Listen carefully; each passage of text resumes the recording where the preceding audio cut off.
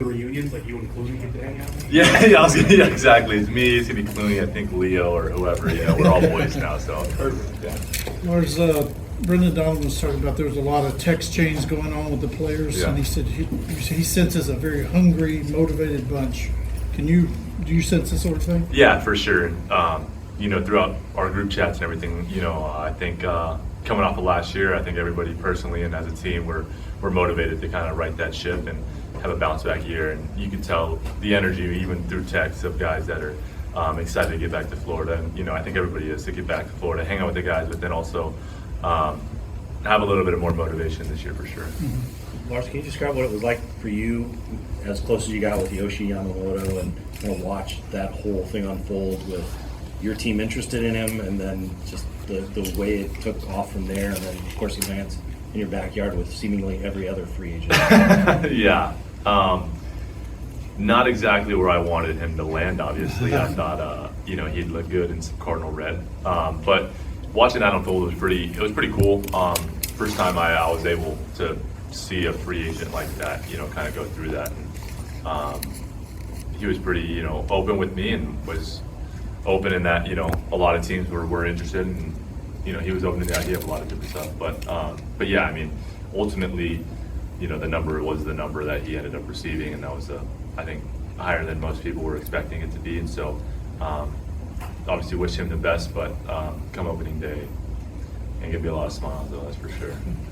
Obviously, you expressed a lot of discontent over not being as available as you would have liked to have been in 2023, just in terms of injuries and staying healthy. What steps did you take over the offseason to ensure the best possible chance of that not happening again this year? Yeah, started working with a body coach, doing exercises every day, and implementing some different things in my workouts to make sure that I'm moving better, more flexible, more pliable, and more durable. And so that's been, along with, I remember saying it last year, I think I stink at baseball, and so I can get better in every aspect of it. But making sure that I'm available to do it is the main thing. And so that's been a huge focus of mine this offseason, and kind of investing in my body and making sure that I'm feeling to as close to 100% every single day too, so I can go out and perform and do all the things that I'd like to. Hey Lars, when you look at your stats from the last 2 years, first half OPS is way lower than the second half. OPS was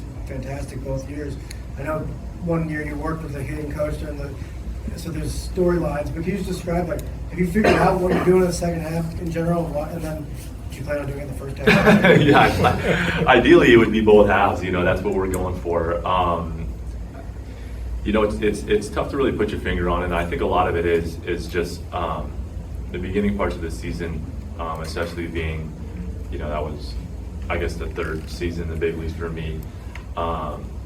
You're still fine tuning yourself. You're still trying to find yourself. And last year was the first year I was up with the team the entire year. And so, kind of being more comfortable in my own skin, I think, hopefully, as we were talking with Katie, that I'm healthy this year, and I'm able to have that confidence and kind of trust my own ability that I can do the things that I want to do. And so I think that's a big aspect of it, kind of that mental part of it, where in the past couple of seasons it's kind of been roller coaster, hit rock bottom, do whatever you can to come back, and then obviously kind of like a plan. But I think having that maturity and having the years of experience now, that kind of understanding the ups and downs of it, that's kind of the part of the game, part of the career, unfortunately, but just kind of, I guess, controlling that a little bit better. And I think that'll be kind of the main focus, and that'll help me have success. From a storytelling standpoint, what's the most fun thing, the neatest thing you did overseas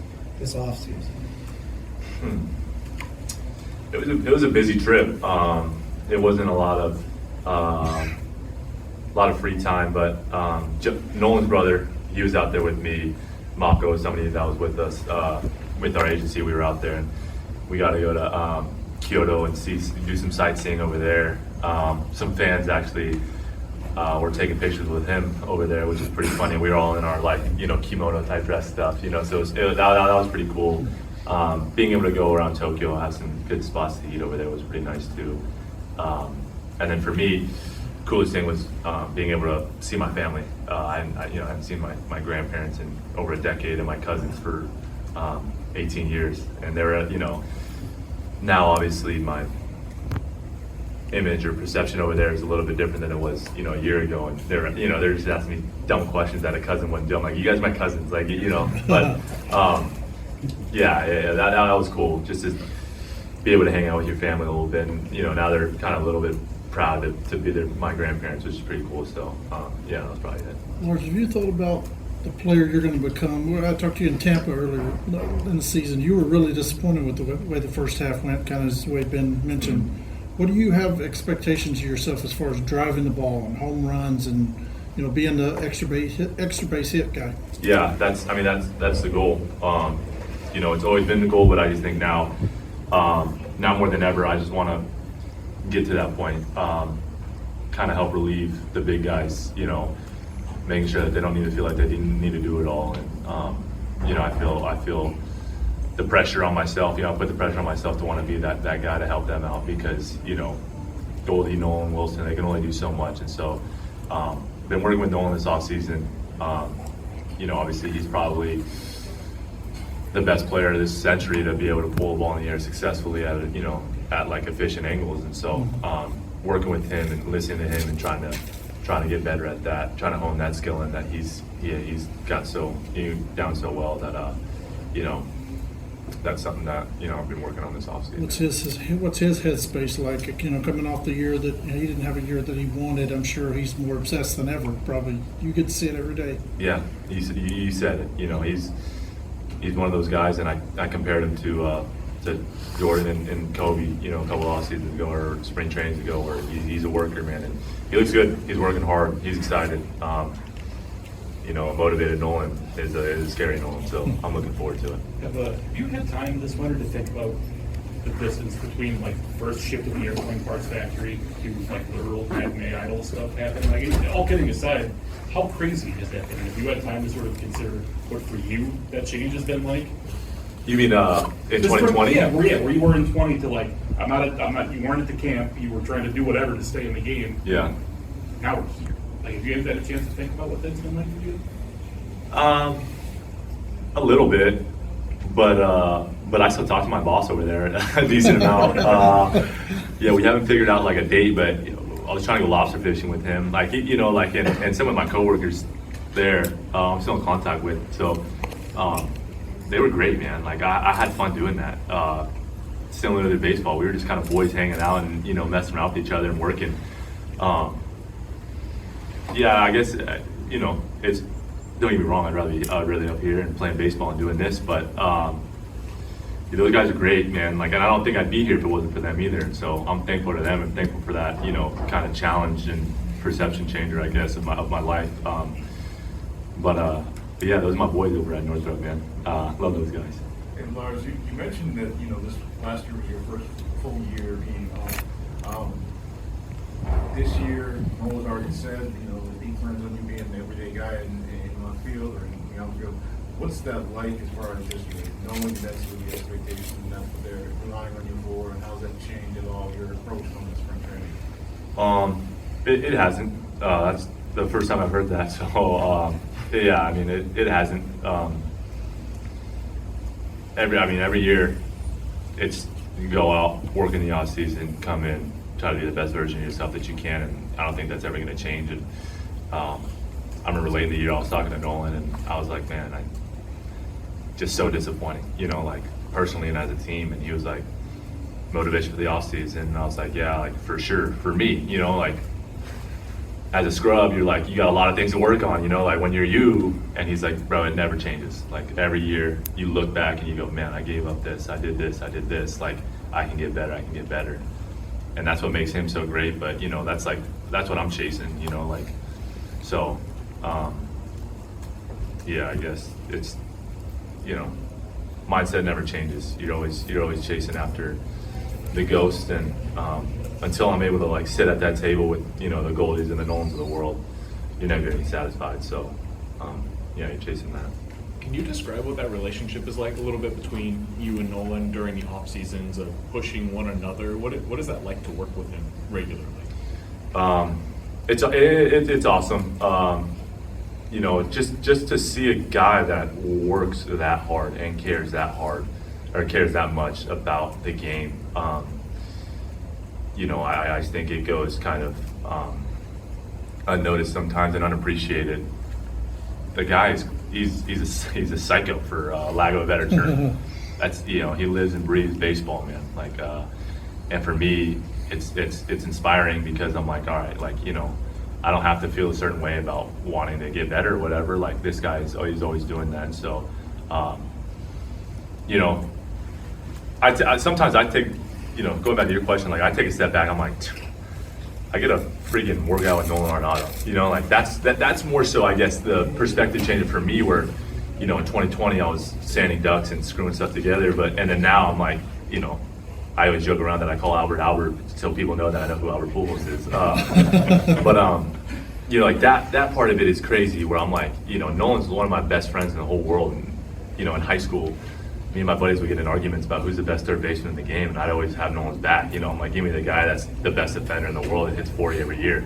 And now, you know, that's just my guy. You know, and same with Goldie and all those guys. But being able to see it firsthand, it's an honor that I don't take for granted, for sure. Lars, have you been able to dream about first 4 games of the season, Chavez Ravine, Shohei's debut with the Dodgers, Yamamoto's debut, what that's going to be like, for that scene's going to be like? I'm just wondering what side of the field Brad's going to be on. If he's going to be on, if he's going to be on our side or their side. Yeah, no, I have, and, you know, just like when I was in Little League or high school playing football and stuff, you kind of stay up late at night and think about that. Yeah, it's quite frankly but motivating, you know. I know those guys have good relationships with those guys, but they're not going to be wearing our jerseys, so we'll want to beat them. Lars, last year around this time, you were obviously prepping for the WBC and getting ready for that. How does the wrap up for you this year look different, I guess, just in what is a more normal spring training? Yeah, I think, you know, going back to what we were talking with Katie, I think getting the body right, make sure the body's right, you know, before spring training, fine-tuning some stuff, knowing that you're going to have a full spring training. This is going to be my first full spring training I've ever had, so looking forward to that, being able to get those reps, not having to worry about that. So, you know, I guess you could utilize the off-season more to fine-tune some skills, fine-tune your body, do different stuff, where last year I was like, I'm going into spring training, and basically if I had to play game 1 of the season, I could. And, you know, the week or whatever it was that I was in spring training, it was just like, all right, get live AB reps, because you're going to go to Japan and get in there. Where this year you kind of have a little bit of that period where your body's 100%, you're feeling good, you're working on things, but you don't have to necessarily press as much, because you're going to have that time to adapt to it and, you know, get those reps in spring training that you need. You got a hard stop here at 3 o'clock? Do we need to get you out of here? Yeah, I don't know. We'll see you at the dinner tonight. I heard from 10 minutes, so. Okay. Yeah, one last question. Okay. Are you going to stick with the Pepper Riders this year? Or you have That's probably the best question we could have ended with. If you have one, can you reveal it? Celebration? No. I'll give a shout out to our boy, the last shout out I gave to him, but Andrew Kisner, who's now with the Texas Rangers, as we all know. But he's the one that started that, and he was kind of the celebration guy. So I guess we'll have discussions as a team. You know, we'll have some of the hard-hitting questions, and that'll be one of them with the team this spring training early on. And if we want to bring that back, my vote will be yes. But again, I'm the young scrub. We'll let the old guys kind of figure that one out. All right.